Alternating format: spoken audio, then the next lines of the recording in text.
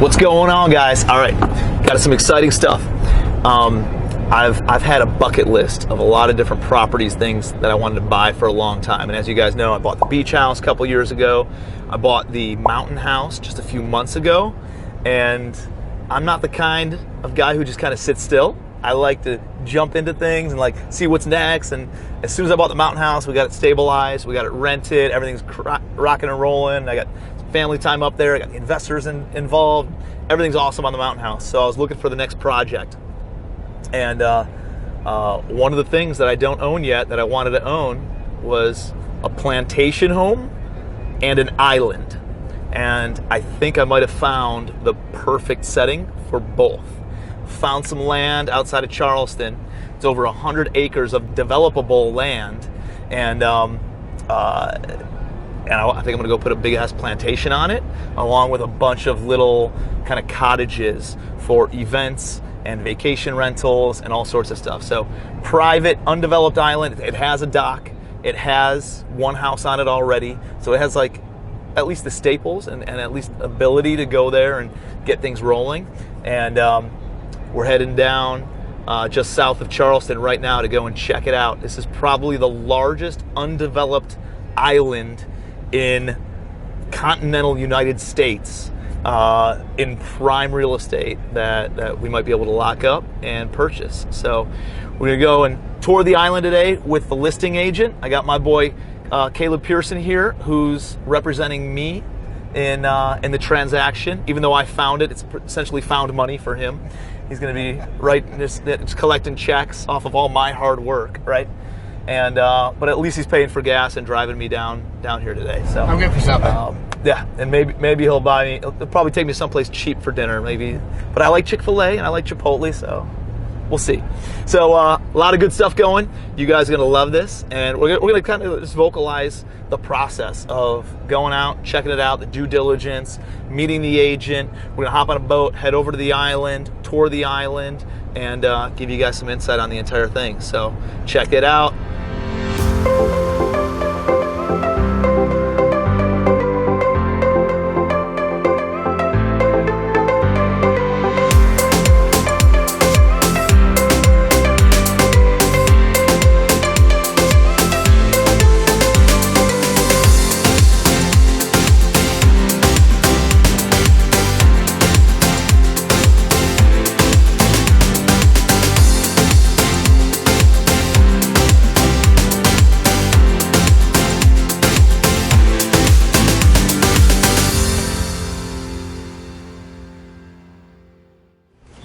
I mean, it's not hard. It's hard not to be impressed by that place. You know what I mean? It was really cool, dude.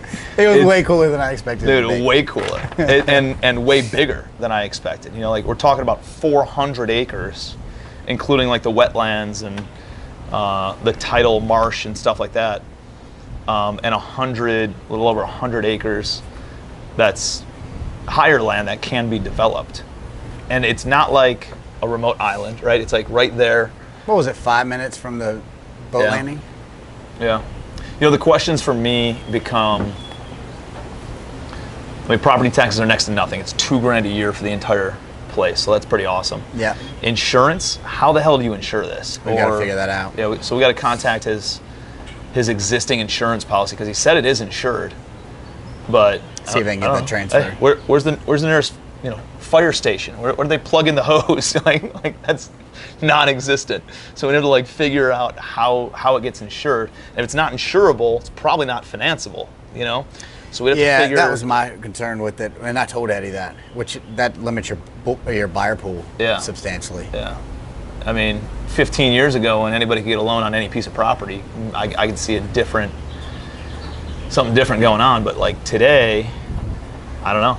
I think that there's got to figure that out, or we, self-fund the whole thing. You got to just develop the whole thing with cash. Got to teach you how to drive a boat. Yeah, definitely gotta learn how to drive a boat. Like it's on that major causeway that we brought over to the island in order to get to the boat. Like, dude, you could create a little bridge from that over to this island potentially. That would be a different animal, Yeah, I don't know who pays for that though. I don't know where to start with that, to be honest. Oh, me neither. I mean, it's probably from this point to that bridge is, how many do you think? 3-4 miles? So the bridge is up here. It's up. This is where we came over. Yeah. Here's the big river. But from here to that, it's probably 3 miles. Got to be. You could create a bridge maybe over this marshland, but I don't even know what that would cost. It's got to be millions and millions of dollars, right? Yeah, I mean, I would think that, I don't think you can get that. The city's not going to put a bridge over there. No, because there's a bunch of preservation area anyways. So no, I think it'll always just be an exclusive island. Yeah. What I love about it is it's already parceled off into all these different plots. And it's already approved, already filed. Like, we can go in there, and if we wanted to develop it this way, we could. I'm thinking one big ass house, big beautiful plantation style home facing west. So this is, there you go. This is due north this way. So it runs exactly east-west. The house that's currently there is where you'd want to put the big plantation, like clubhouse, though, you know? House there is not bad, though. It's decent. No, it's in good shape. It was only built 13, 14 years ago. I mean, unless you put it over here. I think that would be sick. Put it over here and then just do an elevated road or something to it. If you could do that, because they're probably not going to let you take it across the creek. That's going to be your challenge. Yeah. Same with the thought process would not be to build 20 big ass houses here. The thought process would be to build little clusters, maybe 3 or 4 houses here, like cabins kind of feel. A few of them over here, because that way you can plug into the same utilities, because everything's on water or well water. And then you would need like a generator per cluster of houses, or some sort of solar panels per cluster of houses. I've never seen a generator as big as the one they have right there. It's massive. What'd they say? He said 3 to 5 houses. That's crazy. That thing was what? 10 feet by 10 feet at least. And then they had a barn solar for it. hookups and everything. That thing was legit. But I'm sure they have newer, more updated technology, much more efficient, and probably less expensive than that. Would you renovate the barn, fix the fencing, and turn it back into a pasture in the middle of it? That was kind of a cool. Yeah, I think you need like a recreational kind of an area. I think that'd be a cool area. That was a nice surprise. You go in there, you check out. He had a barn, which easily fixable. At least if you want to make it a barn. If you want to finish it off, and that's a different story. But and then you had that fencing throughout the entire area around that lake and everything, or not lake, I guess pond we'll call it. Cameron and I talked about like exotic pets of some type here in the middle. Yeah. Dude, you get an alpaca in there, you get some llamas in there, you get the new Tiger King. Yeah, dude. Hey, some peacocks. I don't know. Just hope the alligator that's in the pond doesn't eat that stuff. Doesn't eat everybody else. I would definitely get some chickens. I don't know, some sort of bring a few domesticatable animals over there, but let them roam kind of freely.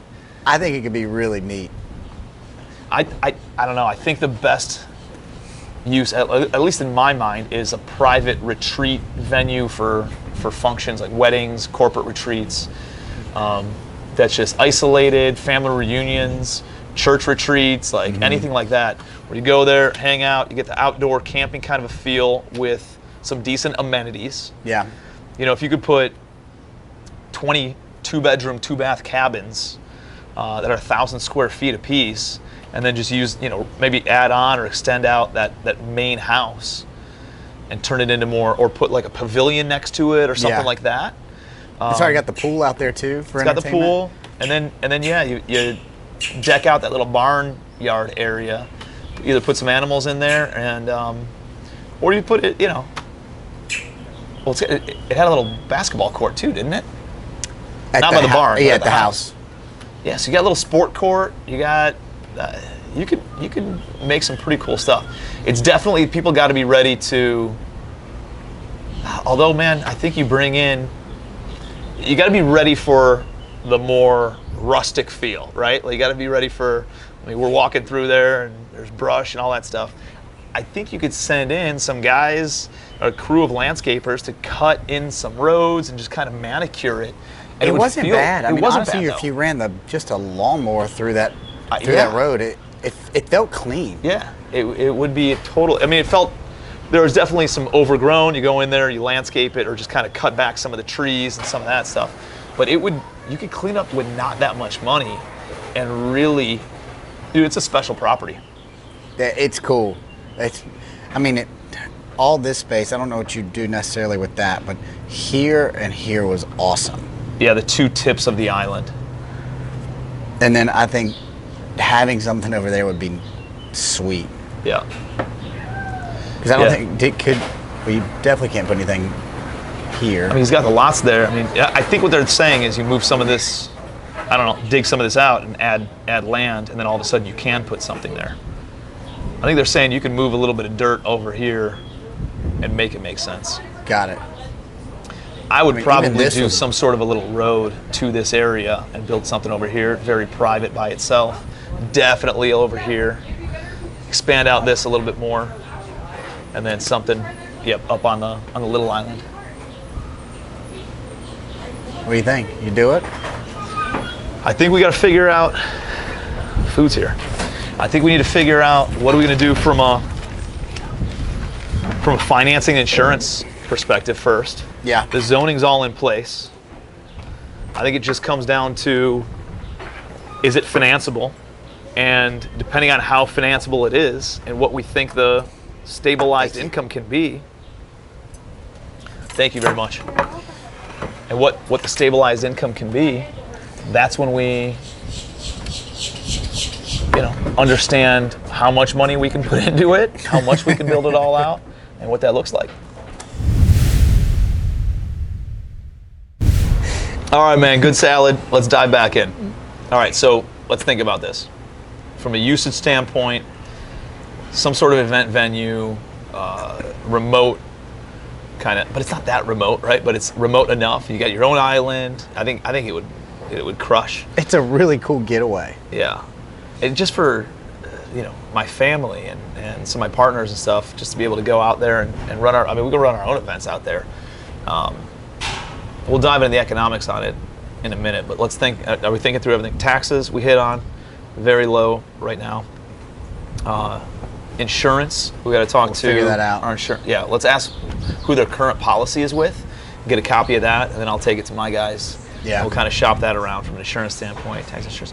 Utilities, I think I got to look into more solar, see what kind of technology is out there from a solar standpoint. Water's on well water, so that's pretty easy. Septic is the sewer septic, and then I don't think he's got gas out there, right? I think everything was electric. No, I didn't see anything gas. And then look at docks. Yeah, and we got to look at the docks. Because he said the docks. He said 3 docks could go down here on this end. Is that based on how many lots are over there? Or is that based on, can we put 3 docks in anyways? Do we want to do 1 dock or 1 big dock? Well, I know in Charleston, the longest dock you can build, I think, is 1,000 feet. And then you can't take docks over creeks. So that's where your problems are going to be here. Got it. There. So that's why you can out here. And this is all true deep water from what he said. Yeah. Because he said it's 8 to 20 feet deep out here. So these will be money docks. Yeah, it'd be great docks. Dude, and you're looking at the ocean, right? Like you're looking at the Atlantic. Yep. There's that undevelopable island over here. And so, dude, it's just beautiful marsh views everywhere in every direction. You can only see a handful of houses from this island. He said it's 10 miles somewhere around there from the tip of the island to the ocean. That you're out in the Atlantic Ocean. Yeah. But it's not like you're looking through houses and trees. No, It looks you're looking straight out at to the island. ocean. So, taxes, insurance, utilities, maintenance. I think we would just have people come over to the island, and eventually I get somebody who lives on the island to be kind of the property keeper. Give them one of the lodges, one of the cabins, kind of a thing. Let them live there and hang out and kind of be a caretaker for the island. But in the meantime, you just send some boys out on a boat. See who his guy is. There's already there's already lawnmowers there. There's already all the stuff there. And and I would definitely want it fully furnished, so that way we just don't have to worry about it. We can at least go out there, we can send workers there, we can get things rolling. And he said a barge can roll up right here, just drop open the side gate and roll out a bunch of equipment, right? Like, and then you got the I've road. never seen that before. You got the road all the way through that, so it'll be easy to take material down there. Yeah, the road's already there, kind of cut in. It's pretty cool, man. I don't think it's possible for us to not at least swing the bat on this thing. I think we got to throw an offer in the hat and let's see what we can do. What do you think? Just from just from a Facebook post alone, dude, it would light up the internet, right? I think it'd be worth $2.5 million just for that. Me too. I mean, knock on wood. I don't want to say there's no way you could lose, because there obviously is in any real estate transaction. But I just think it is a really cool project. Dude, the infrastructure that's already there with the house and the barn and the generators and the dock, it's $1 million worth of infrastructure alone. I would say easy. Right? It's so, and like, the barn, all the fencing. And they're asking 2.75. Yep. Which just, on top of my head, I'm like, it seems super, super cheap, right? I heard the guy who actually built the house, back in 06, 07, 08, bought it without the infrastructure for $3 million. And then he put the infrastructure in. That guy ended up having a bunch of other stuff go belly up, I guess. Gave the property back to the bank, and then the current owners bought it from the bank back in 09, 2010, 2011, whatever it was. Bottom of the market. The bottom of the market. And they paid just over $1 million, I think, for it. Yeah, somewhere right around $1 million. And I know all the agents said that all the other people who were looking at it had extended due diligence periods and approval processes and all that stuff. So I think they were going to develop it more than what I would probably do. I think they have more complex strategies than Right. what you planned on putting in. Mine's simple, it's easy to digest, and I think the two biggest question marks are going to be financing and insurance. Right? So let's find out who the insurance is. Let's talk to our boy Wes about financing. Also talk to my boy Chris about financing. See what their thoughts are on this. Initially, they thought they could get it done. So, and I think we throw in an offer, man. I'm thinking 2.5 million, seller financing. I'll bring $500,000 down, so they'll carry $2 million at something around, whatever bank rates are, 4%, something like that right now. Okay. And I would want at least 36 months, just kind of really dive deeper into strategy, plans, architectural engineering, have the whole thing kind of laid out, and if there's any approvals or changes needed with the city, talk to them on that, and then get to work, man. Cool. Let's do it. What do you think? Let's do it. I think it's good. I need like 2 free nights. Two free nights early in the process. Or just per early year, in the process. or early. Okay, all right. I need to test drive it. Yeah, I need. I'm sure we can bargain something there. I think if you handle the landscaping, I'll give you at least 2 nights. I'll go there and ride the lawnmower around for you for a weekend. Sounds good. All right, dude. Let's swing the bat. Let's make an offer on it, and see if we can lock this. And I don't need a lot of time, right? Like we can make the offer. We do probably a 30-day due diligence period, and then I'll fund it 15 days after that. Okay. Just so I can make some phone calls on insurance, and talk to my builders, talk to the lenders, and see what that looks like. I think 30 days is more than enough time to make a few phone calls. I'll use our resources to help you knock that out pretty quick. Let's do it, Dan. Cool. I'm excited. Me too. All right, let's get to work.